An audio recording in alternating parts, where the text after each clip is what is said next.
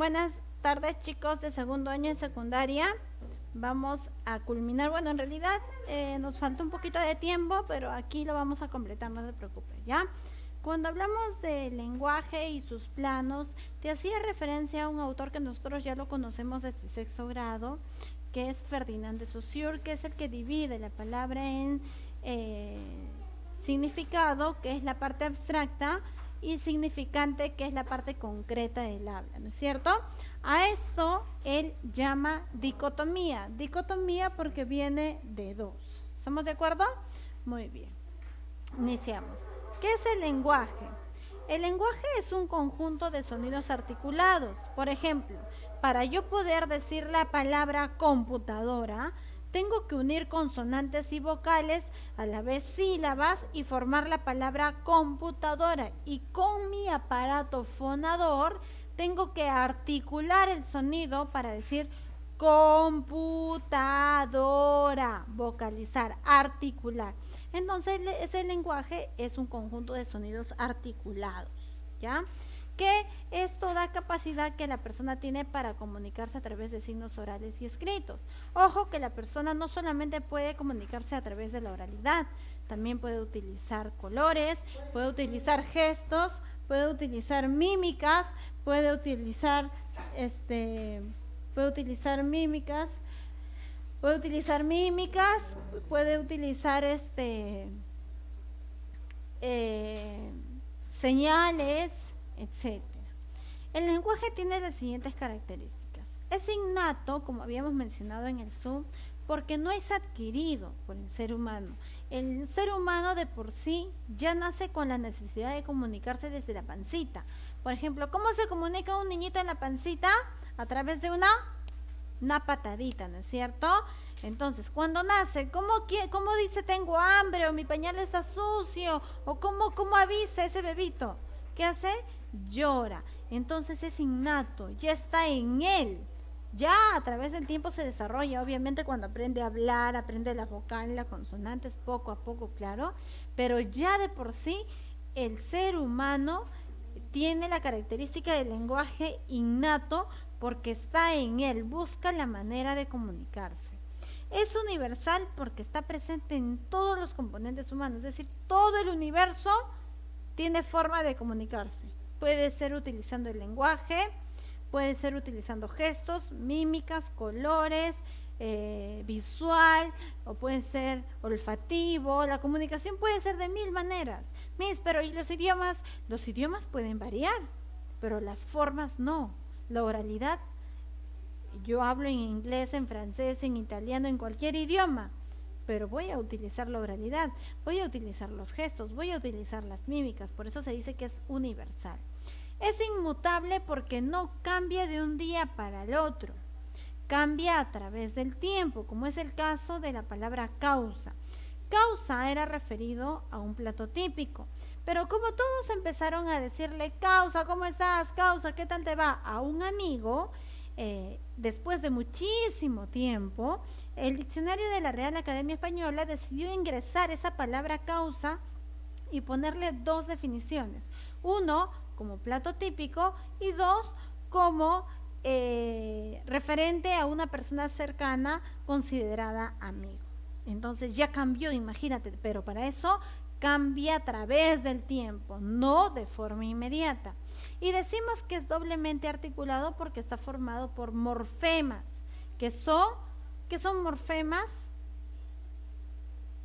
Las morfemas son la parte de la gramática, el abecedario, la forma. Y el fonema es el sonido. Morfema, el abecedario, y fonema, el sonido. Por ejemplo, A, B, C, D, E, F, G, H, I. Eso que estoy hablando es la parte del fonema, es la parte del sonido. Y cuando tú escribes en la pizarra A, B, C, concreto, ese es el morfema, porque es la parte escrita, es la parte de la gramática. ¿Estamos de acuerdo, chicos? Listo, continuamos. Este señor de acá que te tienes que aprender su cara y familiarizar y verlo en tus sueños también, que viene en tu examen, se llama Ferdinand de Saussure. Él dividió el lenguaje en dos planos, en significante y significado. Pero también te hablé de una dicotomía, ¿te acuerdas? A esta dicotomía, según este lingüista, el lenguaje presenta dos planos y dice que tiene dos, la lengua y el habla, que son cosas diferentes. Claro, son cosas diferentes, pero necesitan existir ambas para complementarse.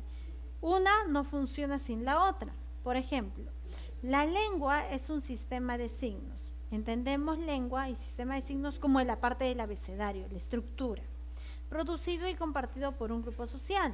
Quiere decir, la parte de mi abecedario para yo armar una oración, una palabra, cuando la mister dice, díctame una oración, y tú no sabes qué oración dictar, esa parte de formar la oración en tu cabecita es abstracta, ¿no es cierto?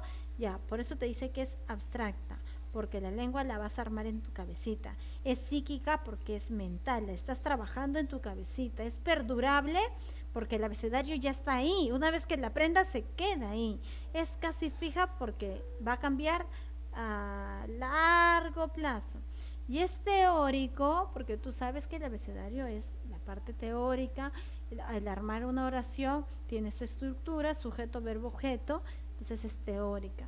En cambio, el habla es el uso de esos signos, es el uso de esos signos de manera individual, es decir, yo puedo hablar a mi manera. Un niño de 5 años, un joven de 13 años y un adulto de 28 años no van a hablar igual.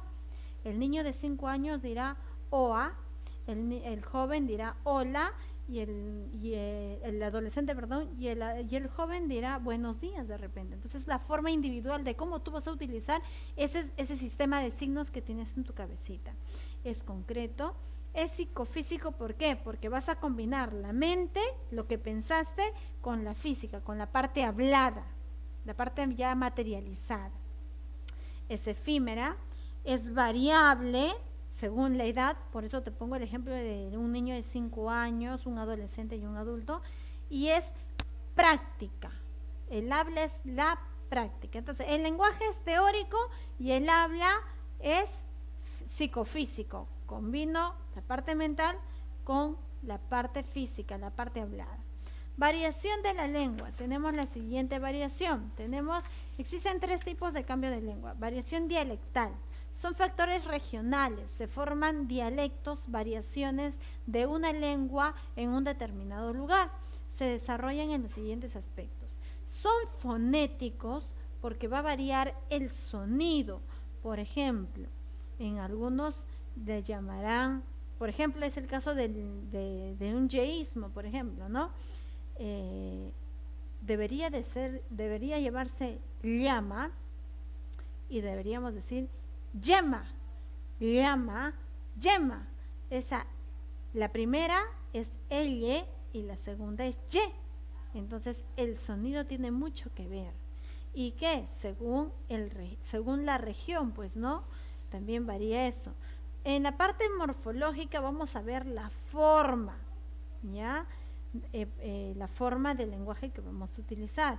En la parte sintáctica, la estructura. Por ejemplo, nosotros hablamos, el perro corre, pero si lo vamos a cambiar a quechua o a inglés, diría él corre perro. Es decir, sujeto, verbo, objeto. Y en castellano es sujeto, verbo, objeto. Entonces es la parte sintáctica que está acá abajo, sintáctica, el orden. La parte lexical es similar a la semántica. ¿Qué quiere decir? El significado. Por ejemplo, en Perú decimos niño o muchacho. En México lo dicen chamaco. En Argentina le dicen pibe. En Chile le dicen cabro. Y en Venezuela le dicen chamo. ¿Te das cuenta cómo se diferencia? Esa es la parte lexical relacionada a la semántica. ¿Listo, chicos? Muy bien. ¿Quién es él? Ferdinand de Saussure. Listo. Habíamos hablado, y hasta aquí nos quedamos en el Zoom, de que el Perú es un país multilingüista. Multilingüismo. ¿Qué quiere decir multi? Varias lenguas. ¿Qué es varias lenguas? ¿Por qué tiene varias lenguas? tiene lenguas amerindias, que son propias del continente, de nuestro continente, es decir, de nuestro Perú. ¿Cuáles son las lenguas amerindias oficiales? El quechua, el aymara y el castellano. Y algunas lenguas amazónicas que todavía no recuerdo bien, pero son alrededor de 72 lenguas que existen en la Amazonía peruana, pero no todas son oficiales. Solo me parece que la Xanin es oficial, el resto no. Y no amerindias son las lenguas extranjeras. Por ejemplo, el castellano es una lengua extranjera. El inglés es una lengua extranjera. El portugués es una lengua extranjera. Miss, ¿eso hablan en el Perú? Sí, lo enseñan también, pero son lenguas no amerindias porque no son propias de nuestro país. ¿Sí? Amerindia, propio de tu país, no amerindia, no propio de tu país. Variación por los estratos sociales. Tenemos el sociolecto. Ya hablamos del dialecto, ahora el sociolecto. Tenemos nivel súper estándar, que están los eruditos y los poetas, los que hablan con mucho cuidado, utilizan términos súper refinados. Nivel estándar, que están los cultos o coloquiales. Nosotros estamos en el nivel estándar, por ejemplo. Y nivel subestándar, que está el habla vulgar. Y para eso te voy a presentar un videíto rapidito para que puedas observar, ¿ya? No sé si lo llegues a escuchar.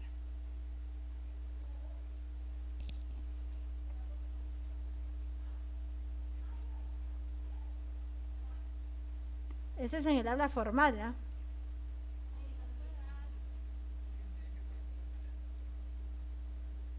Ese hay que ponernos repelente nomás.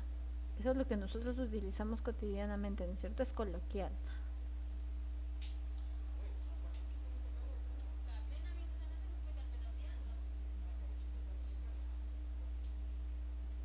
Por ejemplo, en vez de decir sí, me está picando, dice Simón, me está petateando. Ah, ya, ese es nivel vulgar.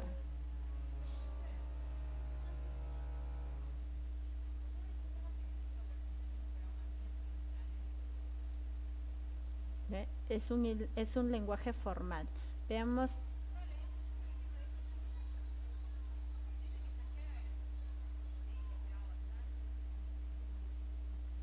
el término chévere, término coloquial.